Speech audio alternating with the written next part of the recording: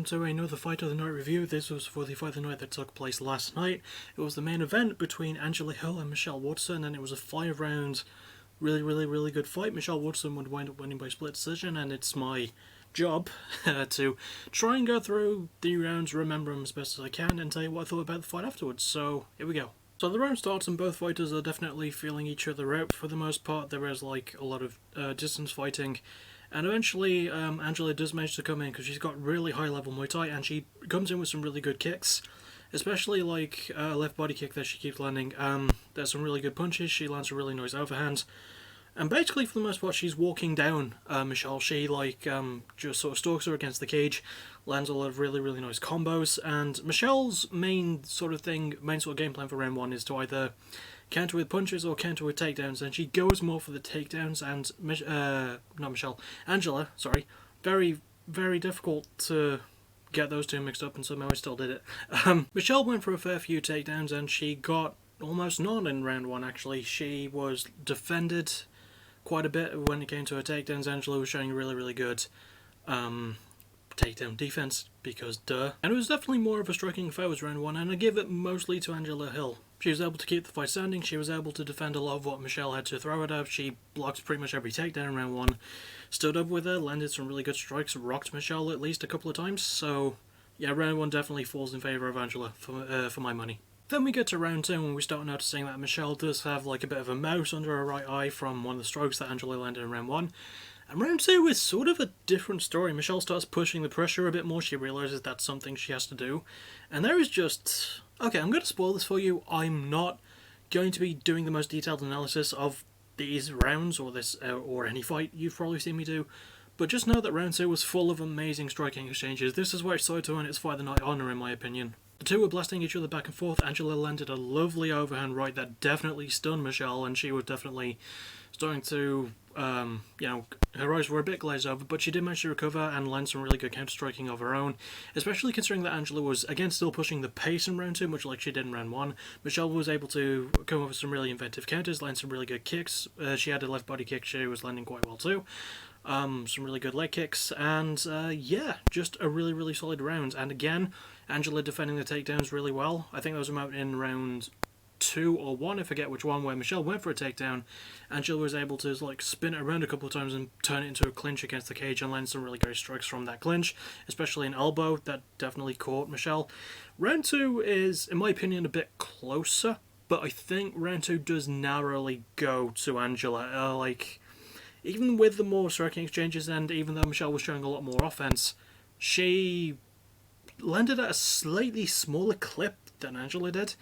And yeah, it was just a really solidly entertaining round, and it was over quite quick too. Even though it's like a full 25-minute fight, it ended, the second round ended a lot faster than you thought it would, so I actually quite like that. It just sort of whizzed by and I was like, oh, I'm actually having fun now, this is cool. We then get to round 3, and this is why the fight does sort of start to turn around in Michelle's favour. The two do begin with some pretty good striking exchanges, some really good clinch work, and then Michelle finally manages to get that takedown she was looking for in the first 2 rounds. The takedown doesn't happen until about over halfway through the 3rd round, and Michelle is like really piling it on as well. She has a really good half guard on Angela. She manages to turn that to a top mounted point. She lands some really good strikes, some really good forearms. Like there's a couple that definitely hit Angela really hard and sort of like stun her a little bit.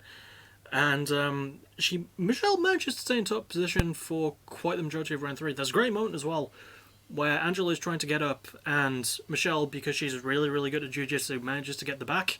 And then they're in a clinch, and then Michelle takes Angela down again. Angela manages to try and get back up and is still in sort of a side sprawl position.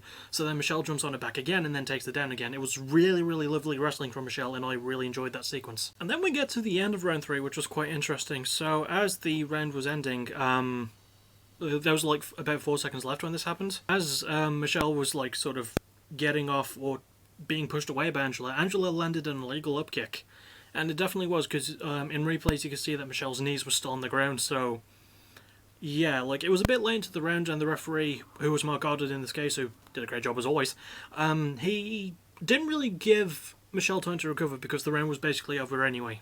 But yeah, that was, I don't know if Angela managed to do that, and like Bisping said in commentary, sometimes you get lost in the moment, And yeah, I can sort of agree with that, but like, yeah, Angela is always a very clean fighter usually, so it was a bit surprising to see this from her. At least from the few fights I've seen her do. Like, it was just a bit strange, but you know, like Bismarck said, you get lost in the moment sometimes, and that was a good example of that. Michelle was luckily fine by the time round 4 rolled around, though, so good stuff. Then we get to round 4 where there's a wee bit of a dip in the action, especially where Angela is concerned. She's like not throwing nearly as many kicks as she was in the previous few rounds, and I think that's because she knew she got taken down in round 3, like more than once. So yeah, it was probably smart of her to not go for those, even though she did look a bit slow in round 4, and Michelle was like definitely starting to walk Angela down a bit more in round 4. It does take a while for the fight to pick back up in round 4, but when it does, it really does, especially on behalf of Michelle, who, once again, this was a close round and Michelle narrowly takes it for me, but she started throwing like a really good side kick, and she landed that to the head a couple of times of Angela as well, and definitely like sort of stunned her a bit with that. And yeah, it was a really unorthodox technique that I've never really seen Michelle do a lot, and it was really cool to see her utilise it, and it definitely won a round 4 in my opinion, as close as the round was. I wish I could remember more of the round, but Michelle definitely started taking a bit more control in round 4, and she like managed to outstrike Angela, especially when it came to distance in round 4, which is amazing considering that Michelle has got the shorter reach between the two, but she didn't really seem to care about that and just landed some really good strikes against Angela, rocked her a couple of times, definitely managed to take round 4. In my opinion. And finally we reached the 5th and final round, round 5. That's what my hand is doing, round 5. So yeah, basically, even though Angela was very slow and a bit flat-footed in round 4, she was just like, you know what, fuck it, I've got to turn it up in round 5.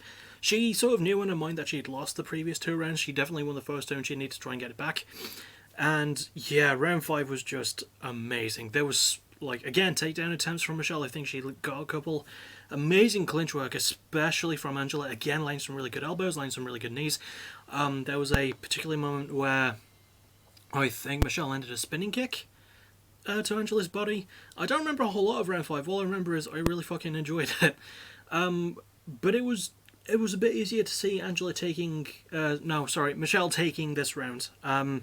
She definitely was pushing the pace a bit more, but the 2 women were just absolutely scrapping by this point. Like, it was the lovely exchanges of round 2, the great point striking of round 1, the really good wrestling of round 3, and basically, you know, the time to breathe in round 4, which I'm really, really glad we got all in round 5. It was a great culmination of an amazing fight.